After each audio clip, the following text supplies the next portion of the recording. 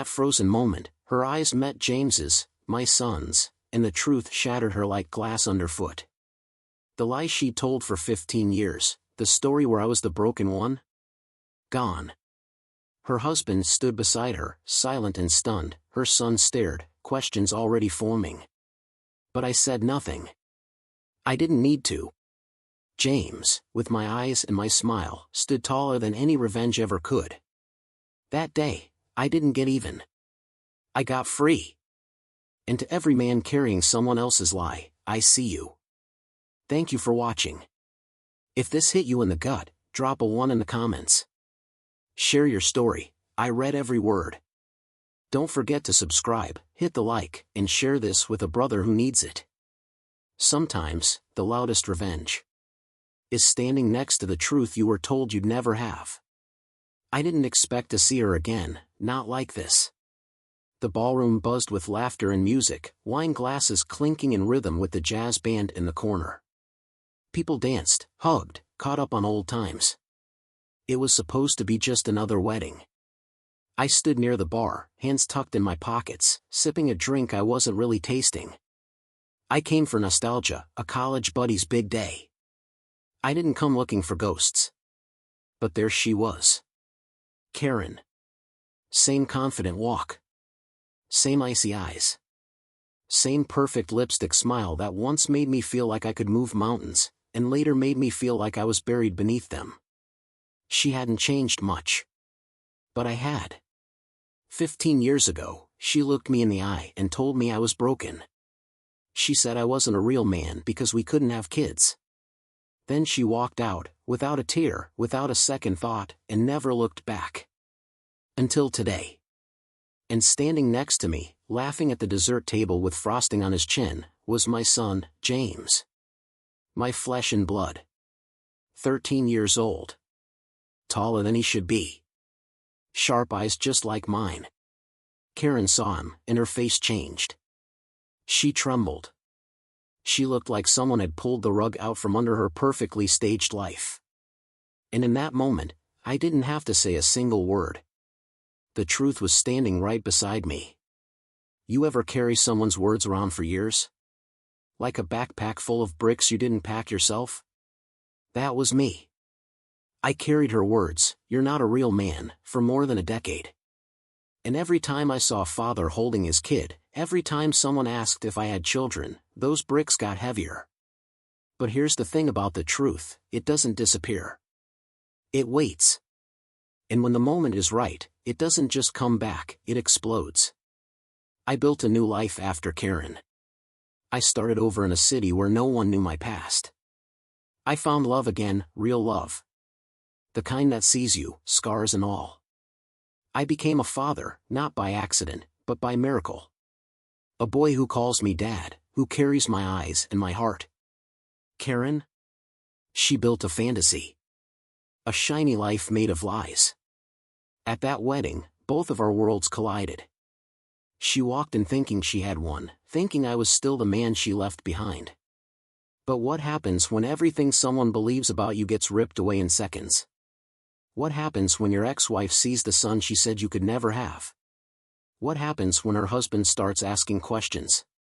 When her son starts wondering who really told the truth? That day, everything she built began to crumble. And all I had to do was stand still. Back when we were still kids pretending to be adults, I thought love was enough.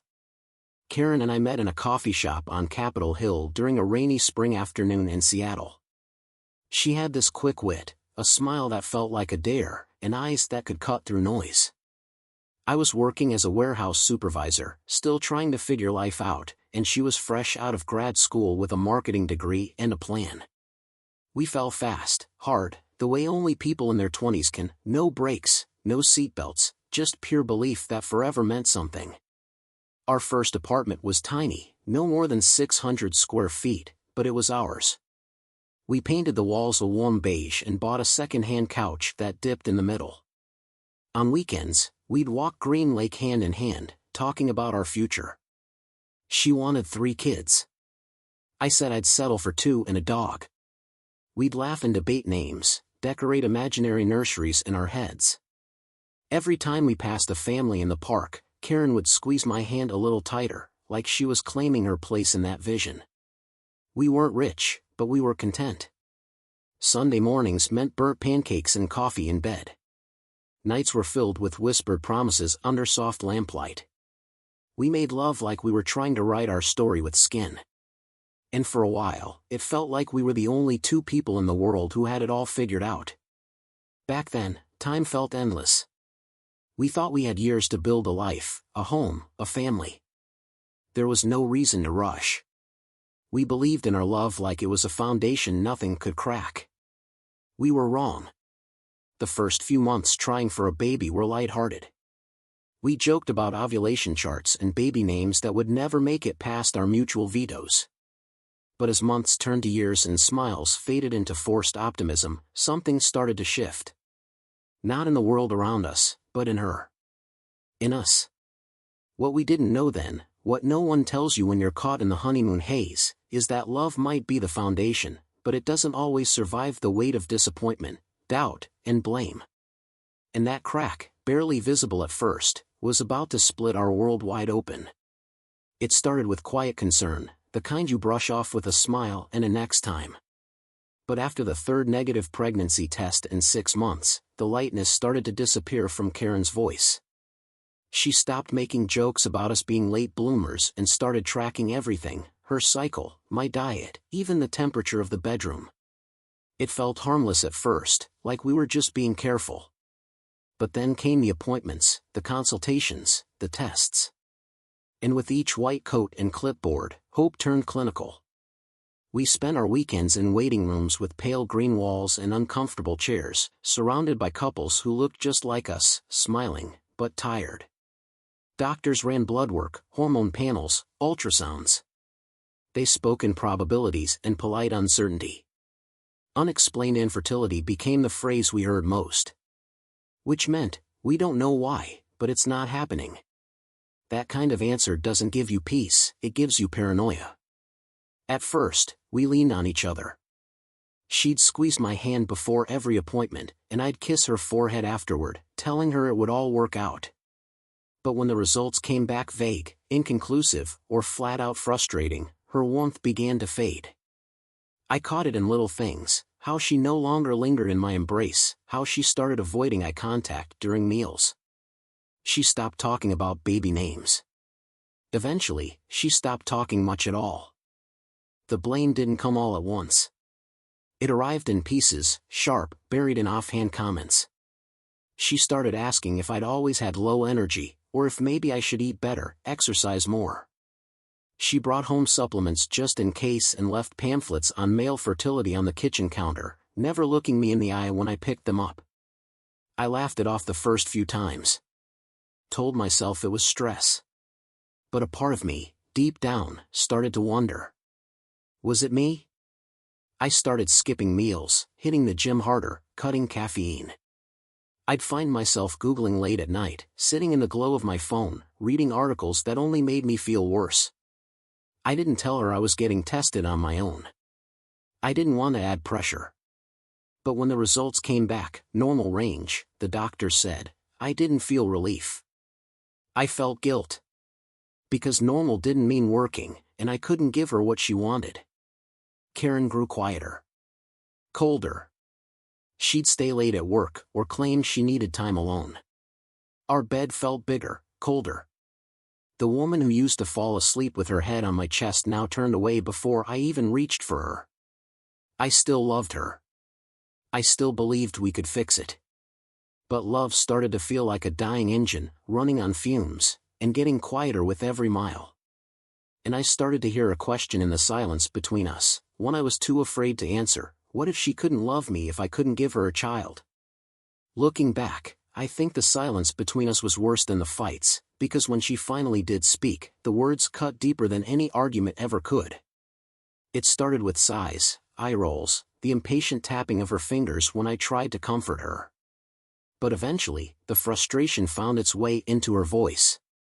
You just don't get it, do you? She'd snap when I tried to reassure her. Do you even care that this might be because of you? I'd freeze every time she said it. Not because it was new, I'd been saying it to myself for months, but because hearing it from her made it real. And once she broke that barrier, it got worse. She didn't shout. She didn't cry. She just delivered the blows like facts.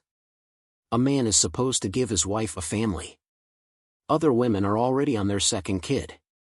I'm still waiting for my husband to function. And the worst one, sometimes I wonder if I married the wrong person. That one sat with me for weeks. But what hit me just as hard, maybe harder, was realizing she wasn't the only one thinking it. Her mother, Angela, never liked me much. Too blue-collar, not ambitious enough, didn't come from the right kind of family. She was polite at first, but when the fertility issues became common knowledge, the gloves came off. She'd visit and accidentally leave parenting magazines open on the kitchen counter. She'd look at me across the dinner table and say, "I suppose some men just aren't built for legacy," with that tight-lipped smile that barely disguised her contempt. Karen never defended me. She'd sit there, playing with her fork, letting her mother's words fill the space I was too stunned to respond to. Sometimes she'd nod. Sometimes she'd sigh like she was just as disappointed. Her father wasn't much better. A quiet man with a passive presence, but he'd nod along in agreement, murmuring, "Family is everything," as if I wasn't already aware of what I was failing to provide. The weight of their disappointment grew heavier with every passing month. I felt it during every holiday dinner, every phone call, every look that lingered a little too long. Even friends stopped asking when we'd have kids. They just avoided the subject entirely, like it was something to pity. The home we built together started to feel like a museum, pictures of a happy couple who no longer existed, empty rooms filled with quiet judgment. I tried. God, I tried. But it's hard to love someone who looks at you like a mistake they're too ashamed to admit they made. And in that cold, unspoken truth, I started to understand something painful. She wasn't just disappointed in me. She was ashamed of me. And once shame enters a marriage, it doesn't just linger, it spreads, until it consumes everything. By the time it happened, I think a part of me already knew it was coming. The signs had been there for months, her distant glances, the way her phone seemed to light up more often but with fewer explanations, the hollow tone in her voice when she said my name. Still, nothing prepares you for the moment someone stops pretending to love you. It was a Thursday evening. I remember because I'd just finished a brutal 10-hour shift at the warehouse, picking up extra hours to cover another round of specialist visits she said we needed. I walked through the door, exhausted but hopeful. Maybe we'd order takeout, maybe we could talk. Maybe tonight would feel normal.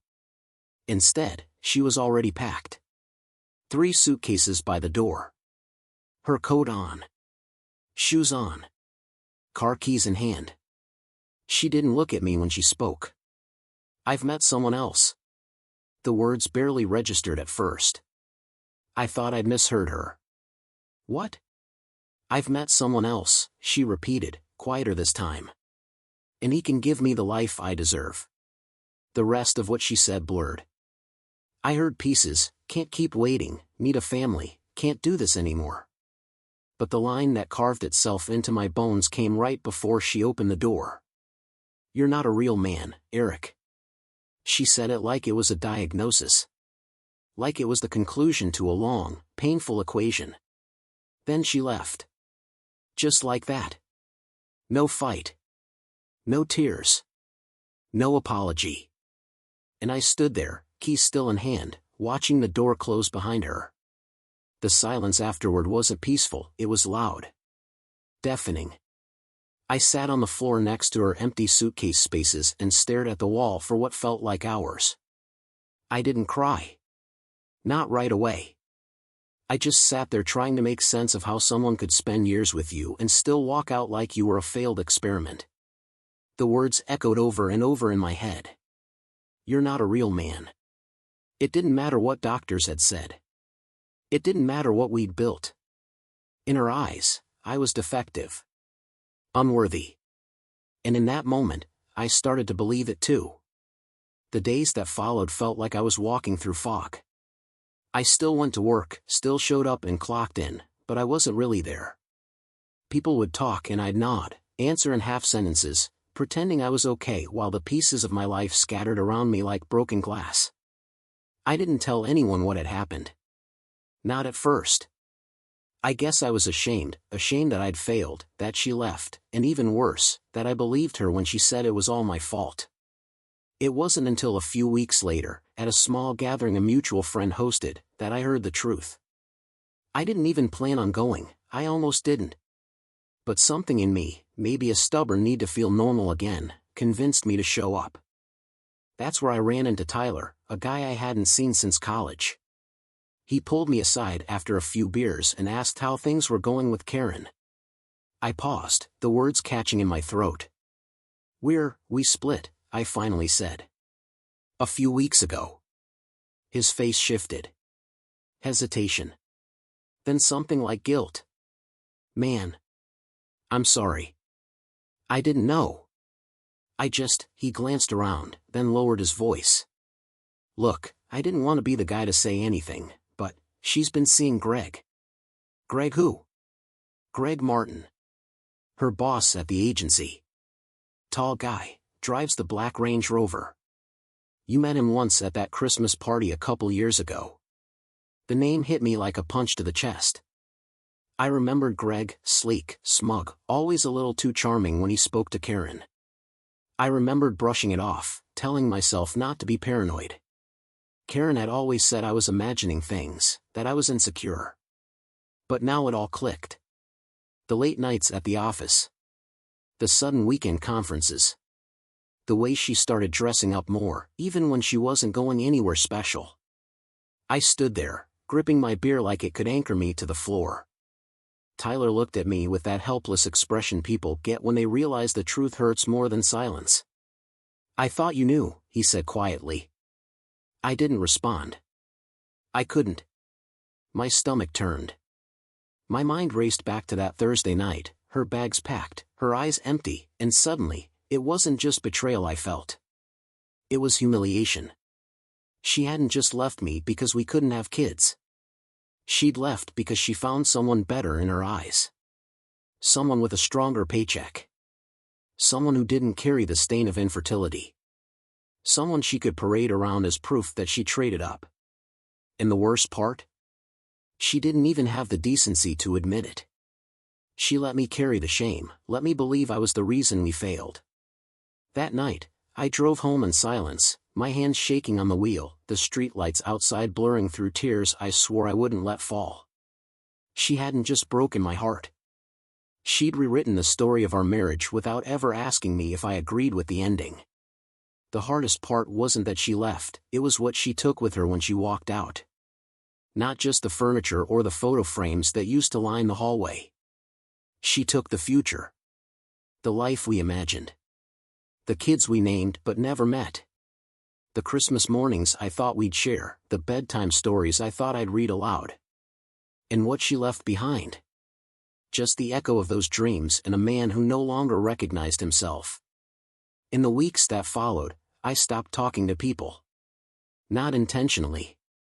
It's just, conversation took effort, and I didn't have much of that left. I'd come home from work, make something simple for dinner that I'd barely eat, then sit in the dark living room with the TV on mute. I didn't want noise. I didn't want distraction. I wanted stillness. Maybe if the world stood still long enough, I could process how it all slipped through my fingers. The apartment felt colder, even when the heat was on. I left Karen's side of the closet untouched for a while. It wasn't because I missed her, it was because I wasn't ready to admit she was really gone. Her scent lingered on a coat she forgot to take. I remember standing there one night, pressing it to my face, just trying to remember what it felt like to be wanted. Sleep didn't come easy. Most nights I'd lie awake, staring at the ceiling, replaying everything. Every moment. Every kiss. Every fight. And those words, "You're not a real man," played on a loop in my head like a cruel chant. I stopped going to the gym. Stopped shaving. I'd stare at my reflection and wonder if maybe she was right. If maybe I was broken. Not just biologically, but fundamentally. I didn't tell anyone how low it got. I didn't want their pity. I just wanted silence. I avoided friends. Dodged calls. Tyler messaged a few times, probably trying to check in after dropping the bomb about Greg, but I ignored it. I wasn't ready for "it'll get better." I didn't want better. I wanted it back, even if what we had was already rotting before I realized. Days blurred together. Weekends were the worst. With no work to distract me, I'd just sit in the wreckage of what was supposed to be my life. Sometimes I'd catch myself talking to no one. Just saying things out loud to feel something bounce back. The truth was, I didn't know who I was anymore without her. And worse, I didn't know who I'd become. It's one thing to lose a marriage. It's another to lose the version of yourself that believed in that marriage. I was dismantling a future I never got to live, piece by piece, in the silence she left behind. Eventually, the silence became too much. The apartment, the city, even the air started to feel like it was soaked in memory. I couldn't walk past the coffee shop where we had our first date without seeing her laugh. I couldn't drive past the clinic without feeling the weight of all those failed visits pressing down on my chest. So I packed up what was left and left Seattle behind. No dramatic goodbye, no announcement. Just me, a used truck, and a one-way route to Boise, Idaho. Somewhere quiet. Somewhere no one knew my name. Somewhere I didn't have to explain why my eyes looked tired even when I'd slept. Boise wasn't flashy, but it had space. Breathing room.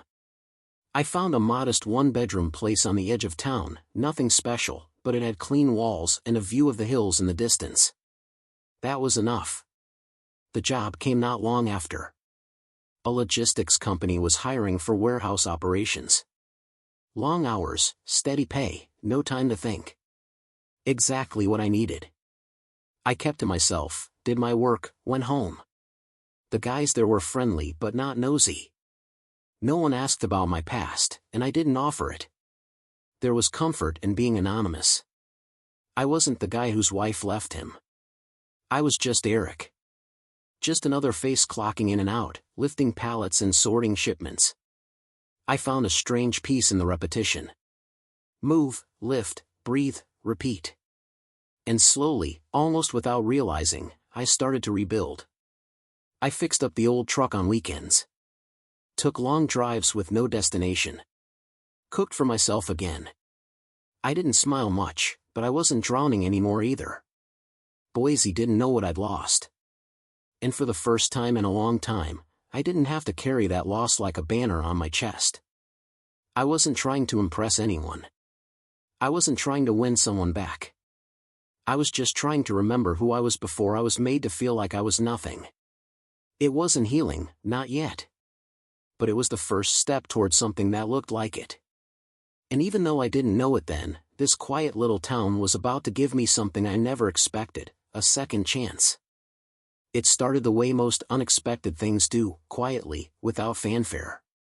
I was at the hardware store one Saturday, hunting for a part one didn't actually need. I'd taken up fixing things just to stay busy. A busted lawnmower, a shaky cabinet, an old truck radio that hadn't worked in years. It gave my hands something to do when my mind was too loud. She was in the next aisle, asking an employee about paint samples, trying to explain the difference between oatmeal cream and soft almond. Her voice had a calmness to it, steady, low, unhurried. When she turned the corner, we almost collided. She smiled first, polite but warm, and apologized even though it wasn't her fault. That was Anna. There was nothing showy about her. No perfect hair or loud laugh. She wore jeans and a paint-smeared hoodie, her hair pulled back in a way that told you she had things to do but didn't want to rush through them. But there was something in her eyes, something safe.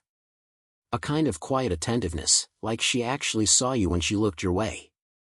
We ran into each other again a week later at the same place. Then again at the grocery store.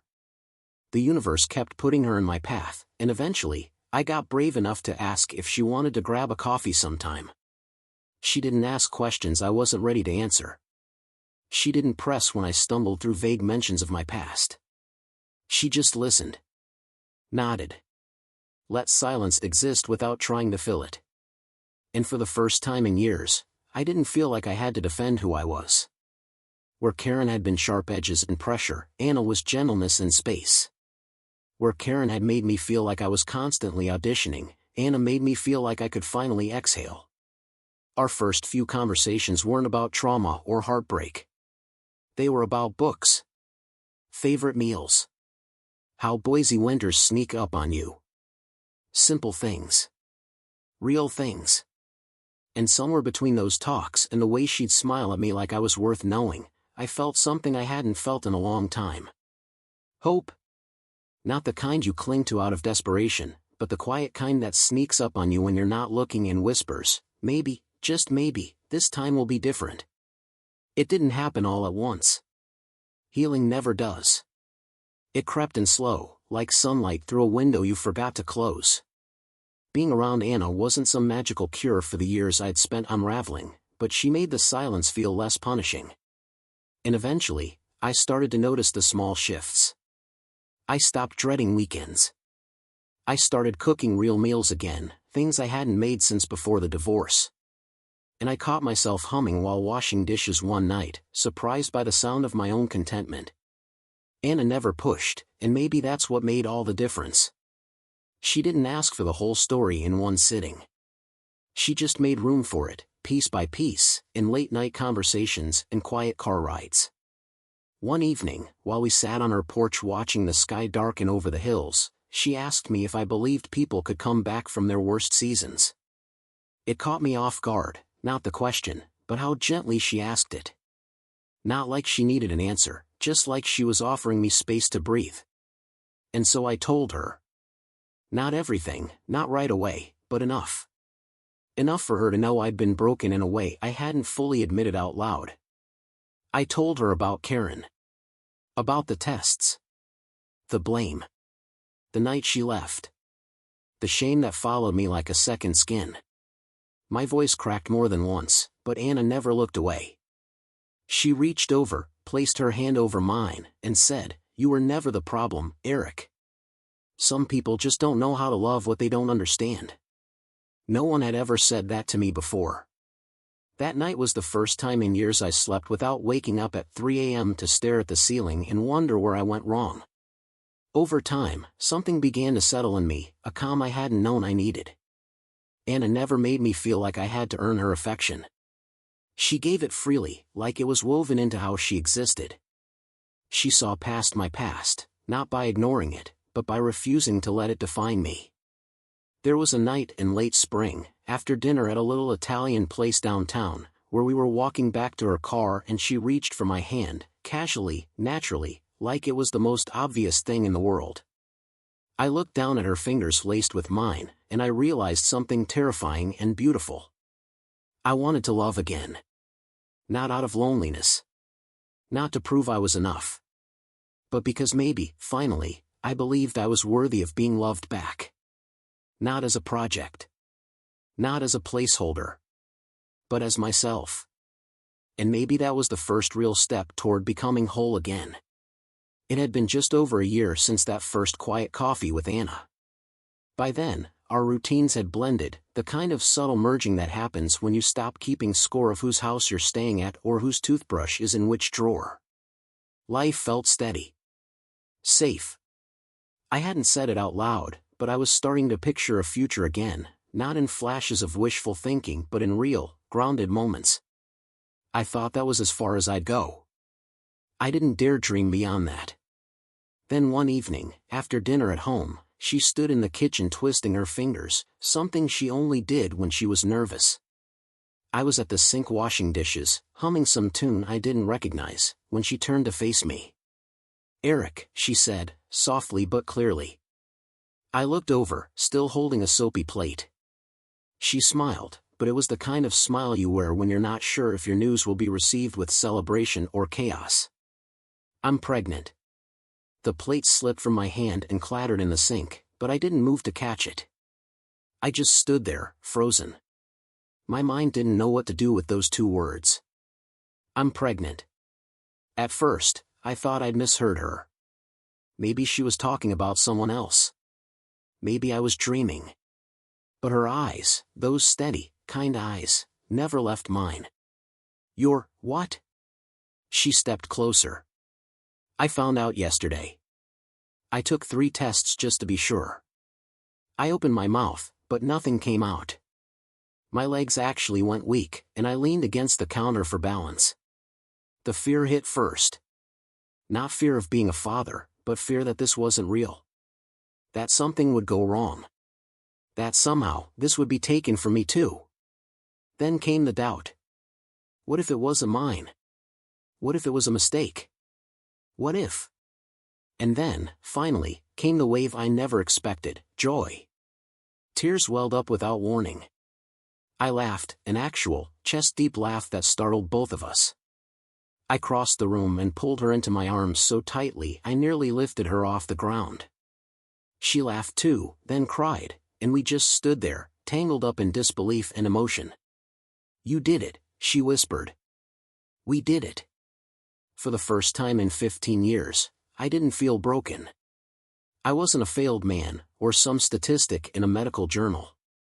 I was going to be a father. All the lies Karen had fed me, all the shame I'd carried, all the nights I stared at the ceiling wondering if something inside me just didn't work, it all disappeared in that moment.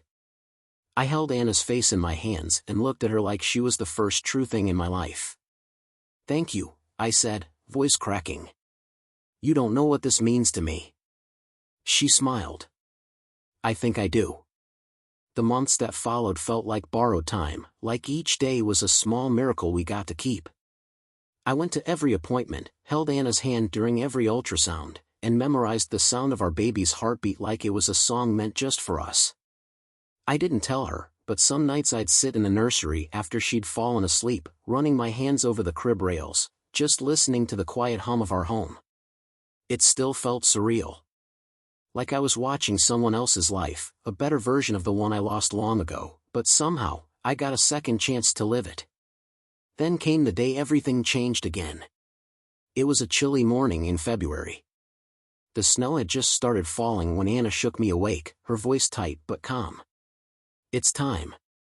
I scrambled, half-dressed, grabbing bags and keys and forgetting the coffee.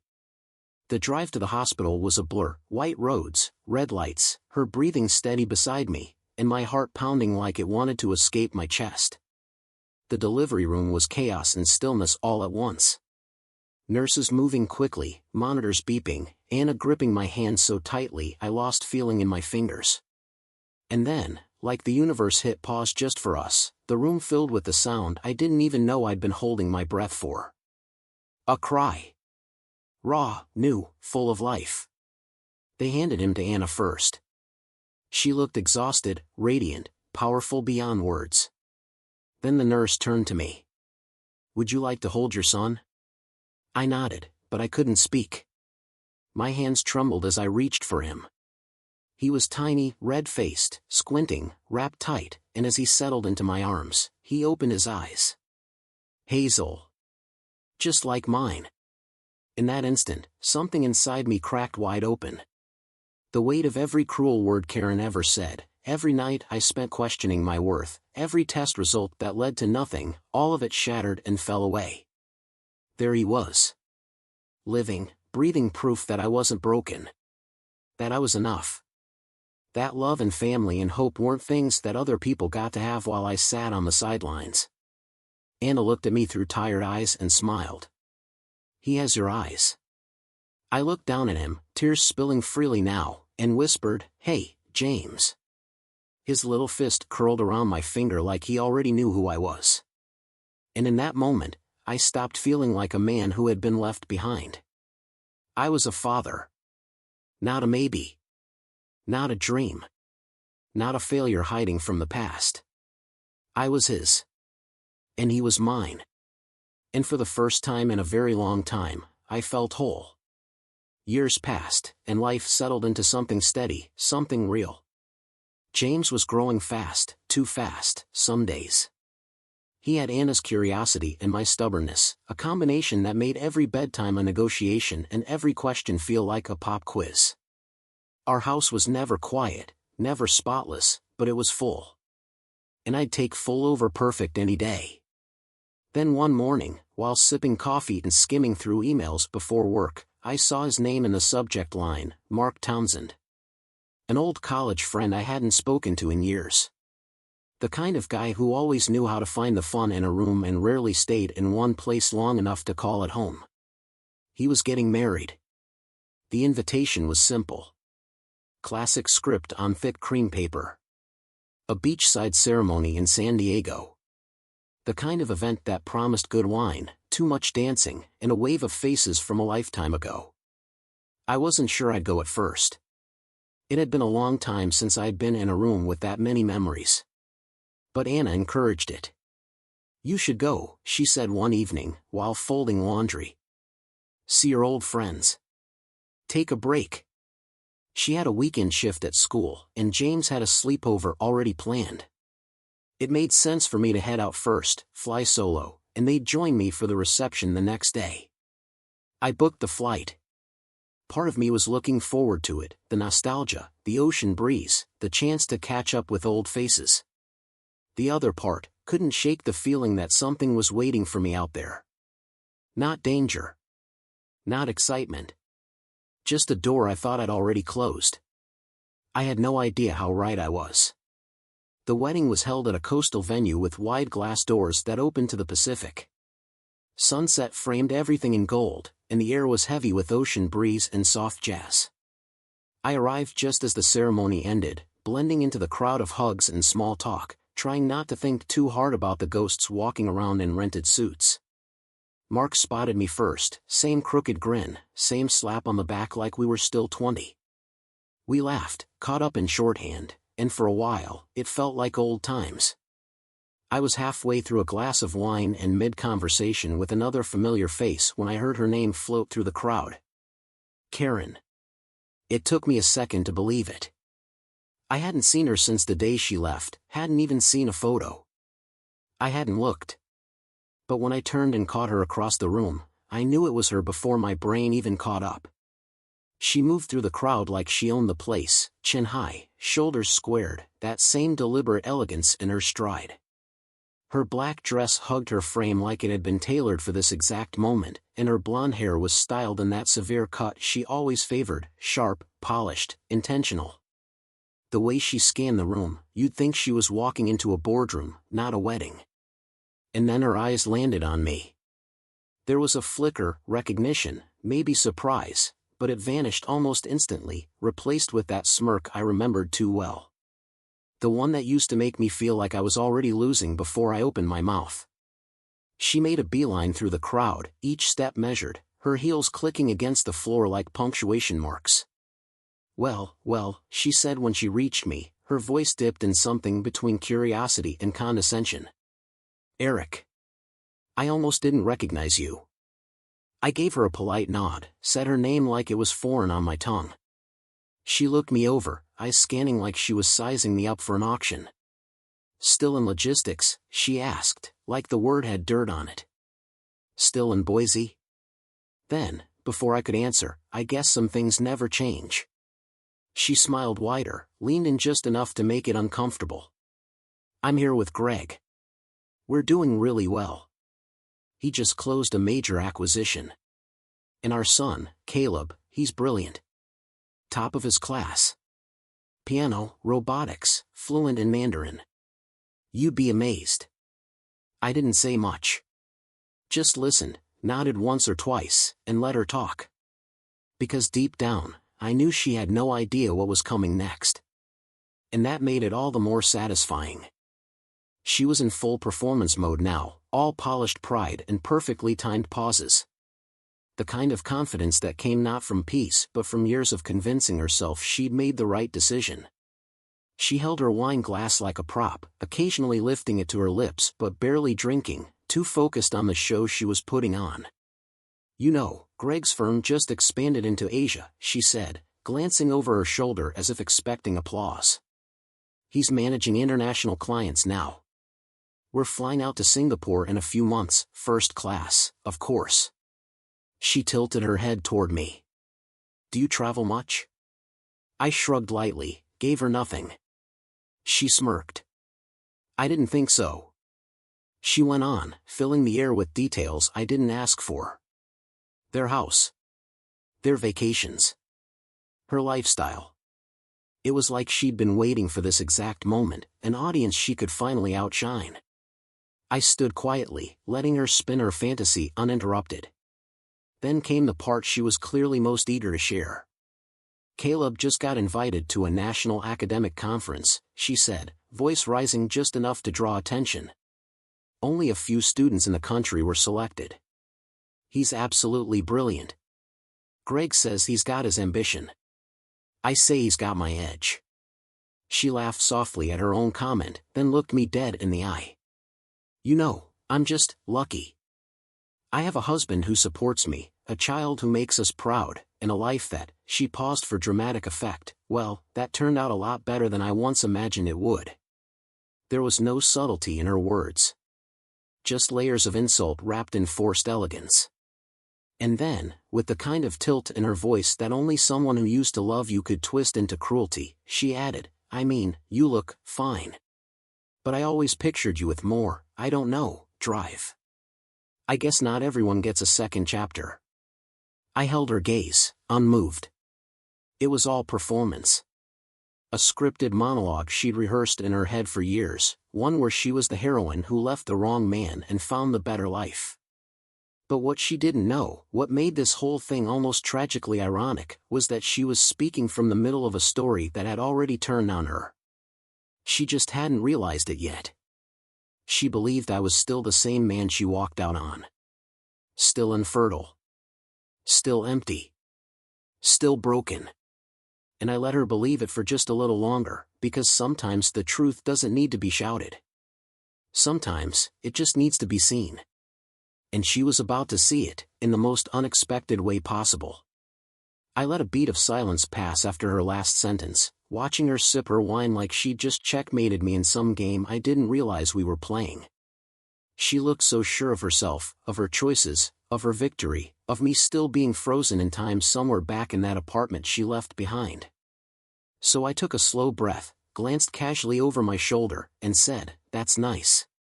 Then I nodded toward the dessert table. Here's my son. Karen's smile froze mid-lift. Her glass paused halfway to her lips. She blinked once, twice, like she misheard me. Then her head turned, almost mechanically, following the direction of my gesture. And there he was.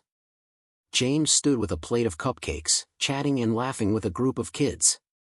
His hair was a little messy, cheeks flushed from running around, and he was mid-sentence when he looked up and caught my eye. He grinned, wide, full of life, and gave me a little wave. I waved back, calm as anything. Karen didn't move. Her eyes locked on him, scanning his face, his build, his posture. Slowly, she started to tremble. Subtle at first, just a shake in her hand, but it spread, reaching her jaw, her shoulders, the glass in her grip. I could practically hear her mind racing, trying to make sense of the impossible thing standing 10 feet away. That's your son? She asked, voice suddenly hollow. I nodded. Yep. That's James. He's 12 now. She opened her mouth but no sound came out. Her gaze flicked from him back to me, then again to him, searching for the trick. The lie. Anything that would make this make sense. But it was all there. James was tall for his age, but not awkwardly so. His hair was darker than hers but matched mine. His hazel eyes? A mirror of my own. And the way he stood, hands in his pockets, that half-crooked smile? All me. She staggered half a step back, like the ground had shifted beneath her heels. But I thought you, her voice cracked. The doctors said. I kept my tone even. We were never really sure, remember? Unexplained infertility, wasn't that the phrase they liked to use? I gave a small shrug. Turns out it wasn't me. She said nothing. She couldn't. The truth had landed too hard, too fast. The perfect version of the past she'd clung to all these years just shattered right there in the middle of a wedding reception. All the lies she'd built her new life around, the ones where I was the broken one, the failure, disintegrated in a blink. James wandered over, licking frosting off his thumb. "Hey, Dad," he said, then looked curiously at Karen. "Who's that?" Karen's lips parted like she wanted to respond, but nothing came out. I rested a hand gently on James's shoulder and looked straight into her eyes. "This is James," I said. "My son." Her hand trembled so hard now the wine glass tilted and spilled down the side of her dress, but she didn't even notice. She just stared. And in that moment, I saw something I'd never seen on her face before, not anger, not pride, not condescension. Fear. Not the kind of fear you feel in danger, but the kind you feel when you realize you're the lie in your own story. I didn't say anything more. I didn't need to. James was there. He was real. He was everything she once told me I could never have. And now he was standing next to me, smiling, alive, undeniable. Karen had come here thinking she'd won. But the truth? The truth was standing right in front of her. Eating a cupcake. Calling me Dad. And it was more powerful than anything I could have ever said. Before Karen could piece together the fragments of her unraveling illusion, another voice cut through the air, young, sharp, and just loud enough to draw attention. "Hey! That's the kid who beat me at the violin thing." James and I both turned. There, not far behind her, stood a boy about James's age, shorter, leaner, wearing an expensive blazer that looked like it had never seen a wrinkle. His expression was somewhere between surprise and irritation, like he'd just bumped into a rival in the middle of his own story. Karen flinched. She didn't need to say his name. I already knew. Caleb. Greg followed close behind, his expression tight and businesslike. He looked at Karen first, confused by the tension in her posture, then at me, then down at James, who now stood blinking at Caleb like he wasn't sure what to make of any of this. Caleb stepped forward, staring at James like he'd just been presented with an unsolved riddle. "You're the kid from the music competition," he said again. "You got first place." James smiled modestly. "I guess." Karen's face drained of what little color it had left. Her hands clutched her bag, her mouth open but motionless. Caleb turned to her, frowning. "Mom, I told you about him. That's the kid who played that crazy Vivaldi piece. Remember? He beat me." The word beat landed in the air like a slap. Greg looked at Karen, then back at me, his brow tightening. "Wait, he's your son?" I nodded slowly. "Yes. James is my son." Karen made a small, choking sound. The kind you make when everything you've told yourself, told everyone else, suddenly collapses under its own weight. Greg stared at her. "You said," he started, then caught himself, lowering his voice. "You told me he couldn't have kids. That it was him." Silence followed. Heavy. Suffocating. Karen's lips trembled, but no excuses came out. Meanwhile, Caleb's gaze bounced between his parents, then back to James. There was admiration in his eyes, but also confusion, maybe even hurt. And I didn't miss the edge in his tone when he added, "You never told me he was your ex." Karen closed her eyes for a beat too long, as if she could will the moment away. But there it was. The woman who had painted herself as the triumphant escapee from a broken man now stood cornered by reality, her current husband suspicious, her son questioning, her ex standing beside the living proof of her lie. She had always needed to be the one who came out on top. But tonight, the scoreboard didn't belong to her anymore. And the boy she once insisted could never exist had just outshone the one she built her world around. Greg's jaw tightened as the weight of the moment sank in. He turned to Karen with that slow, deliberate movement only people trying very hard to stay composed make. His eyes narrowed, voice low but seething through clenched teeth. "You told me he was sterile." Karen didn't answer right away. Her mouth opened, then shut again. For the first time since I'd met her, she looked small. Not defeated, cornered. Her gaze darted to me, then to Greg, as if searching for a line she could still walk without falling off completely. I didn't know," she stammered. Back then, the doctors weren't sure. It was complicated. Greg didn't blink. Complicated, he repeated, the words slicing through the air. You built our entire story on that, on him being the problem. People around us were starting to notice. Conversations slowed. Heads turned. Not outright stares, but enough side glances to let us know the center of the party had quietly shifted. Greg stepped closer, lowering his voice, but not enough. You made me believe he was the reason. That you were the one left behind by someone who couldn't give you a child. Karen's hands trembled now. I didn't lie. I didn't know the whole truth. You didn't want to know, he said sharply. You blamed him because it was easier. Because it made you the victim. Her silence said everything he needed to hear. Behind them, Caleb stood stone still, his face pale, his young mind trying to process the crack forming in the foundation of his family. Karen finally met Greg's eyes, pleading. It doesn't change anything. Greg shook his head slowly. It changes everything. And just like that, the illusion she'd clung to all these years, the perfect life, the smarter son, the better man, began to collapse. Not behind closed doors. Not in quiet privacy. But right there in front of the people whose approval she once cared about most.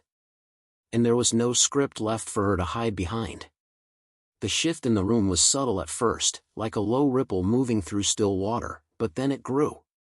Laughter softened, conversations dimmed, and glances began to gather like storm clouds. People turned away just enough to pretend they weren't listening, but their eyes kept drifting back. It was the kind of tension you couldn't ignore even if you tried. Karen noticed it too. You could see it in the way her shoulders tensed, the way her smile tried to reassemble itself into something functional, polished, controlled. But no amount of charm could cover the cracks forming around her. She straightened her dress, took a quick sip of wine, and tried to pretend nothing had happened. It's all just a misunderstanding, she said, loud enough for nearby ears to hear. Honestly, the timing, Eric's story, it's a bit confusing. But her voice betrayed her. That perfect cadence she was always so proud of wavered just enough to reveal what was underneath, panic. Greg didn't speak. He stood next to her like a statue, arms crossed, jaw tight, eyes distant. He wasn't defending her. He wasn't protecting the illusion. He was watching it fall apart like the rest of us. Then came the whispers. Not from me. Not from Greg. From the crowd. She told me he couldn't have kids. Wait, that's her ex? The one she said abandoned her? Look at that boy, he's got Eric's eyes. Karen tried to pivot, turn the attention back onto Caleb, onto Greg, onto anything but herself. This isn't really the place for this, she muttered. Let's not make a scene. But the scene had already been made. She just wasn't directing it anymore. Caleb stood awkwardly, glancing up at Greg, then at his mom, then at James, who was now quietly eating the rest of his cupcake with no idea he was the epicenter of a landslide. Anna appeared a moment later, her timing graceful as always. She walked up beside me, kissed my cheek, and rested a hand on James's shoulder. There you are, she said warmly, nodding toward Karen with polite acknowledgement. Karen's lips tightened. The sight of Anna, not glamorous, not overdone, just calm and real in mine, seemed to push her further over the edge. She's lovely, Karen said, with a strained smile that didn't reach her eyes. She is, I replied. And honest, too. That helps. That was the final twist of the knife, and she felt it. You could see the flicker in her expression, the way her face clenched for half a second before the mask fell back into place. But it was too late. The whispers weren't going to stop. The truth was out. All those years Karen spent building her version of the story, where she was the wronged wife, the one who moved on to better, collapsed in a matter of minutes. And she wasn't just exposed. She was seen. Not as the perfect woman she wanted the world to believe in. But as the one who ran from the truth and hoped no one would ever catch up to it. And now the truth was standing beside me, holding my hand, calling me Dad. The buzz in the room hadn't died down, it had only grown quieter, heavier, like the air was holding its breath. Karen stood frozen, still trying to hold together the remnants of her mask. But the real damage didn't come from the whispers or Greg's silence. It came from Caleb. His voice cut through everything, not loud, but sharp enough to slice through the noise. He looked up at her with narrowed eyes, not angry, not crying, just confused in the way only a child can be when the ground beneath them suddenly feels unstable. "Mom," he asked, "did you lie about Dad?" The word lie hung in the air like smoke. Karen blinked. Her lips parted, but nothing came out. She looked around like someone might save her from answering, like she could hide behind another deflection, another convenient half-truth. But no one moved. She tried to step toward him, but Caleb stepped back. She stammered. "It wasn't that simple. You don't understand. But you said he couldn't have kids." Caleb looked from her to me, then to James, then back again. "You said he was broken. That's why you left." Greg let out a breath through his nose, short, sharp, furious. "You told me that," he said, voice low, eyes burning holes through her. "You let me build a life with you on that lie." "Greg, But he was already turning, already backing away. "I don't want to hear it." He looked at Caleb and gestured for him to follow. The boy hesitated, just a second, but then walked after his father, leaving Karen standing there alone. No words left. No defenses. Nothing but the weight of her own story collapsing around her. And in that moment, she wasn't the strong one. She wasn't the woman who had it all. She was the one who'd been caught. By the truth. By her son. I thought it was over. I thought she'd slip out the back, avoid the pitying glances, and let the fallout bury itself quietly like she always did, graceful in retreat, pride intact. But I underestimated Karen's need for control. I was standing near the edge of the patio, watching the waves crash beyond the cliffs, the salty breeze brushing against my face like a calm after the storm. Anna was inside helping James wash frosting off his hands, giving me a moment to breathe. That's when I heard the heels. Click, click, click. I didn't turn. Not at first.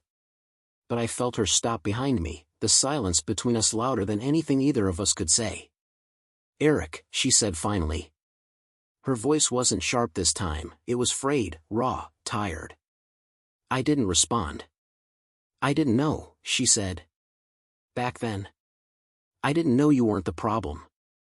Still I said nothing. "I thought I was right," she continued, inching closer. "The doctors were vague. They didn't give us answers. And she exhaled, voice breaking slightly. I needed an answer. I needed something to blame. And you were convenient." That word landed like a slap. I turned to her slowly, met her eyes. There was no fire in them now. No cold steel. Just desperation, the kind people carry when the image they've held of themselves has crumbled beyond recognition. "I told myself you were broken," she whispered. "Because if you weren't, then maybe it was me. And I couldn't live with that." I stared at her, searching for something I couldn't name. Regret? Remorse? Truth? "You didn't just blame me," I said, voice steady. "You punished me. You walked out. You humiliated me. You made me believe I was less of a man." She looked down. "I know." "No," I added, sharper now, "I don't think you do." Karen's eyes welled with tears. Not performative ones. Real. Small. Broken. "I was scared," she said. "I thought leaving was survival. That Greg would give me the life I deserved. But I never stopped wondering, what if I was wrong?" "You were," I said flatly. "You were wrong." She swallowed hard. "He looks like you." I nodded. "I don't expect forgiveness," she whispered. "Good," I replied. "Because I'm not offering it tonight." She closed her eyes, nodded once, and for the first time in years, Karen looked human.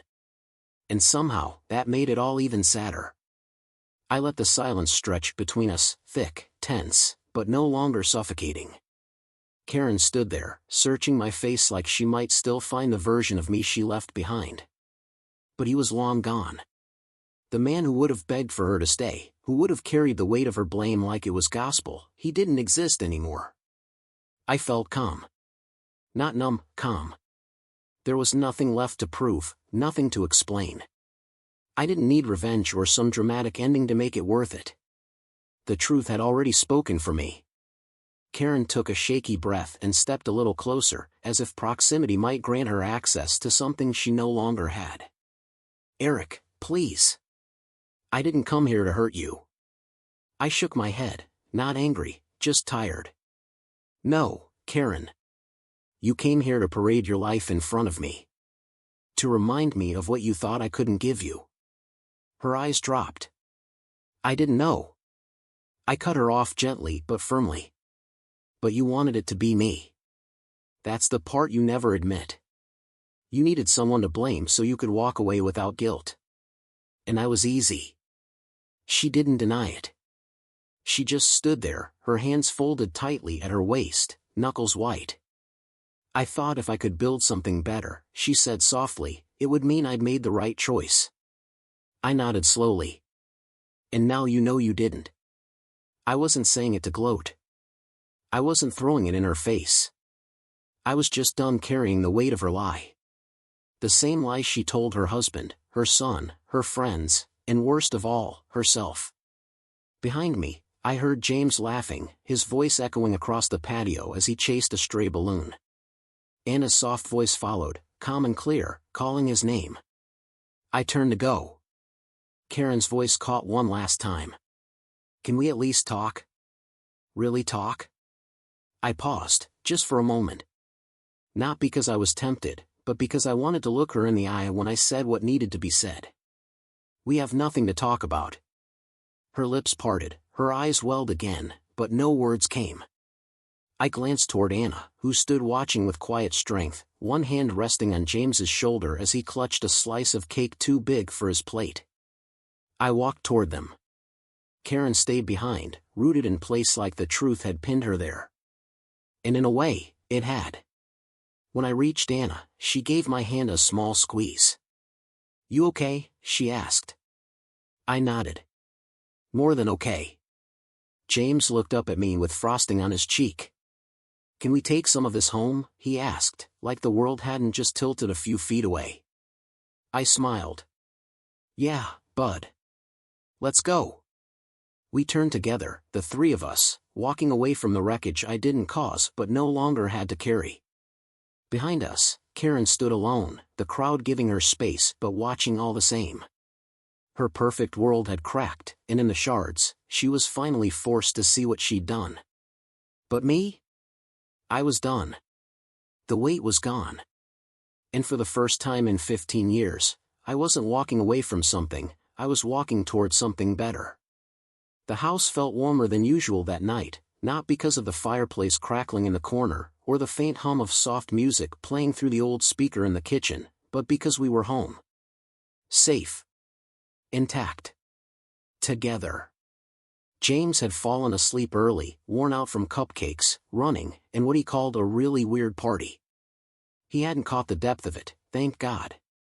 To him, it had been just another room full of unfamiliar adults and too many dessert options. The weight of what happened hadn't touched him. And that, more than anything, felt like victory.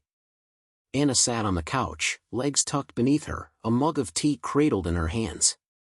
I joined her, settling beside her with a quiet sigh, letting the last few hours melt off my shoulders. Outside, the wind pushed gently against the windows, like the world itself was exhaling with us. For a while, we didn't talk. We didn't have to. She leaned her head against my shoulder. You handled it well, she said softly. I let out a quiet laugh. I'm not sure I did anything. The truth handled it for me. You didn't gloat. You didn't strike back. You just stood tall. That's more powerful than anything else you could have done. I turned to her, watching how the firelight danced in her eyes. She tried to reach for the past, like there was still something there to fix. Anna nodded. And? There wasn't. That chapter's gone. She burned it herself. All that's left now, is this. I looked around the room, our room. The photos on the mantel. The crayon drawings taped to the fridge. The boots by the door. And honestly, I wouldn't trade it for anything. Anna smiled and rested her hand on mine. Neither would I. We sat like that for a while, just letting the quiet fill the spaces where chaos had once lived. No explanations. No apologies. No regret. Just peace. Hard-earned, honest peace. And somewhere upstairs, our son slept soundly, unaware of just how many storms had passed to make this stillness possible. I glanced toward the fire and whispered, more to myself than to her, "It's finally over." Anna squeezed my hand. "No," she said gently. "It's just beginning." The next evening, after dinner and dishes and the usual tug-of-war over bedtime, James drifted toward the living room piano. It wasn't new, second-hand from a family down the street, but it had good bones and a warm, worn sound that filled the house like sunlight on wood. He sat on the bench without prompting, fingers hovering, then pressing down with that same quiet focus he always had when he played. No audience. No stage. Just him and the keys. His legs still dangled above the floor, and his back wasn't always straight, but his hands? His hands knew exactly what they were doing. I watched from the hallway, leaning on the frame just out of sight. He began with something simple. A melody he'd been practicing for weeks. But halfway through, he shifted, turned it into something new, something that belonged only to him. Improvised, alive, full of emotion he couldn't yet name. And in the middle of it, something caught in my chest. A tightness. Not pain. Not sadness. Pride. The kind that rises slow, like water from deep underground, until it fills you so completely it seeps out through your eyes before you even realize it. Anna appeared beside me, holding 2 mugs.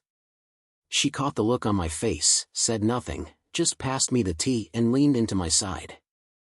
I wiped at my cheek with the back of my hand. She called me broken, I said quietly, not even meaning to say it out loud. She made me believe I'd never have this. James shifted into another chord progression, his brow furrowed, lost in it. "But look at him," I whispered. "Listen to him." Anna didn't reply. She didn't need to. He played like he'd been born for it. Like there was something inside him that had waited years just to be let out through his fingertips. He was more than a son. More than proof of anything. He was his own person.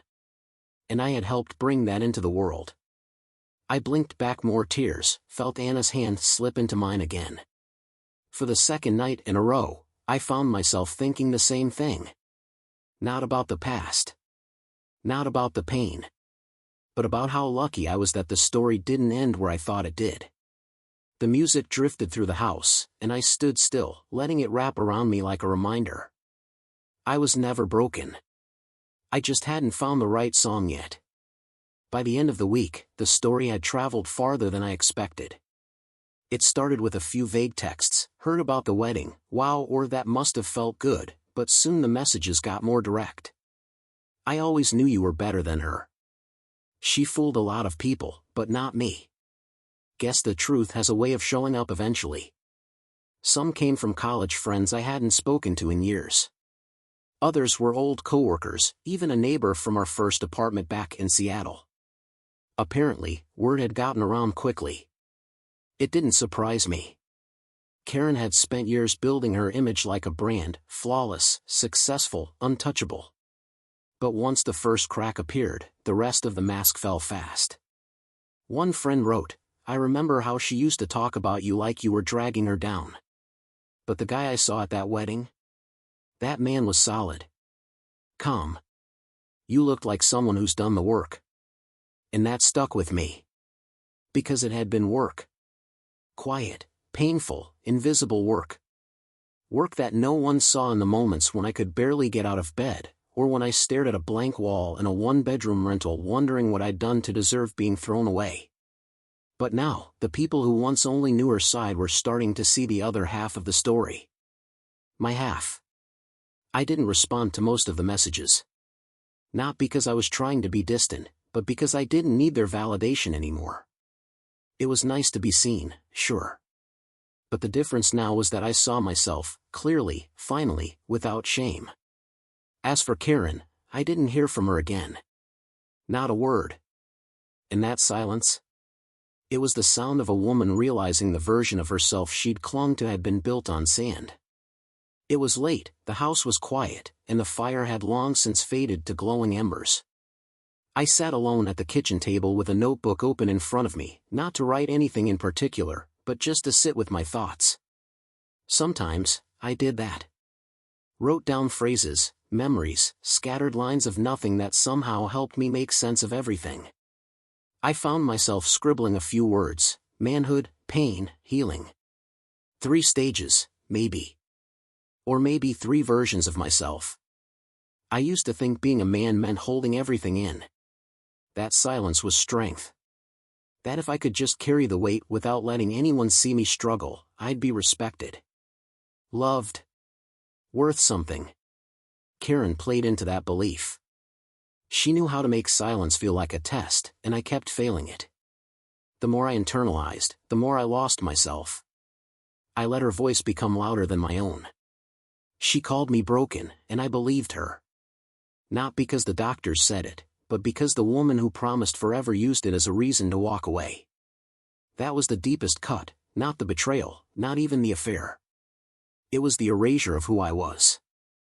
But pain has a strange way of becoming a mirror. It shows you not just what hurt you, but what you still carry. And for years, I carried that shame like armor, thinking it protected me, when really, it just kept people out. It took losing everything to start asking the real questions. Who am I without someone else's definition? What do I want that has nothing to do with proving my worth? And then, slowly, came the healing. Anna didn't demand answers. She didn't dig into old wounds or try to fix me. She just showed up, consistently, patiently, until I started showing up for myself. Loving her wasn't about rewriting my past. It was about learning how to be present in my own life again. And then James came. That boy undid years of damage just by existing. The first time he wrapped his fingers around mine, I didn't think, this proves I'm not broken. I thought, this is love. The real kind. The kind that doesn't test or measure or bargain. The kind that simply is. It hit me one day, while watching him try to tie his shoes, frustration scrunching up his face. I knelt down beside him and showed him again, slow, patient, no judgment. His little hands fumbled, but he looked up at me and grinned. I almost got it, Dad. That word, Dad, still catches me off guard sometimes. Not because I didn't think I'd hear it, but because of how natural it feels now. Like it was always meant to be part of who I am. And maybe that's the truth I wish I'd known sooner. Being a father isn't about biology. It's about presence. About love. It's showing up when you're tired, listening when you'd rather walk away, apologizing when you mess up, and protecting not just their safety, but their sense of being seen. James sees me. And I see him. Fully. Clearly. And that connection? It healed something no test, no apology, no vindication ever could. I don't need to rewrite the past. I don't need to undo what happened with Karen. That chapter served its purpose. It broke me in all the right places so the light could finally get in. Now, when I look in the mirror, I don't see a man who was humiliated. I see a man who survived. A man who learned. A man who now stands with his head high not because he's perfect, but because he chose not to stay in the shadows of someone else's story. I closed the notebook, set down the pen, and stood up slowly. From the hallway, I could hear James's steady breathing in his room, the soft rhythm of a boy who knew he was safe. Anna had already gone to bed, her book likely still open on her chest, her soft breathing another rhythm I'd come to love. I turned out the light and stood in the dark for just a second longer. This life, it wasn't the one I imagined. It was better. Dinner that night was nothing special. Leftover pasta, garlic bread a little too toasted, and James insisting he could pour his own juice, which ended exactly how you'd expect, with half the carton on the table. Anna laughed and tossed him a towel. I shook my head, biting back a grin. James told us about school, how he got picked to help with morning announcements and how his friend Ryan farted in math class. Anna snorted into her drink, and I couldn't help but laugh too. The kind of laugh that doesn't come from a joke, but from peace. From belonging. We ate slowly, the three of us talking over one another, passing salad bowls and spoons like it was a carefully choreographed dance only we knew. No cameras. No performance. Just a small, imperfect moment that felt more full than any polished life someone else could fake. After dinner, James raced off to finish homework, likely to be interrupted by a YouTube rabbit hole. Anna and I lingered, sipping wine at the table, the kind of silence between us that didn't need to be filled. She reached over, fingers brushing mine. "You okay?" she asked. I nodded. "Yeah," I said, my voice soft but certain. "I'm more than okay." I looked around, the mess, the clutter, the warmth, and thought about everything Karen had once said I'd never have. A real family. A future. Love. But here it was. Not loud. Not perfect. Just mine. And that made it perfect. Sometimes, the loudest truth doesn't come with shouting. It doesn't need to. Sometimes, being right is loudest when you say nothing at all. I didn't humiliate Karen. I didn't scream, or point, or throw back everything she once hurled at me. I stood still. I let the truth stand taller than revenge ever could. Because here's the thing, when you build a life out of honesty, love, and quiet strength, there's nothing louder than that. So I'll ask you this. Have you ever been blamed for something you didn't do, only to have the truth finally set you free? How did it feel when the truth finally showed up for you? Share your story below, I'm listening. And if you're still in that storm, if someone's painted you into the wrong corner, remember. You don't always need revenge.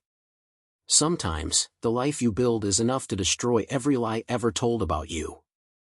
And when that day comes, stand still. Smile. Let them see what real looks like.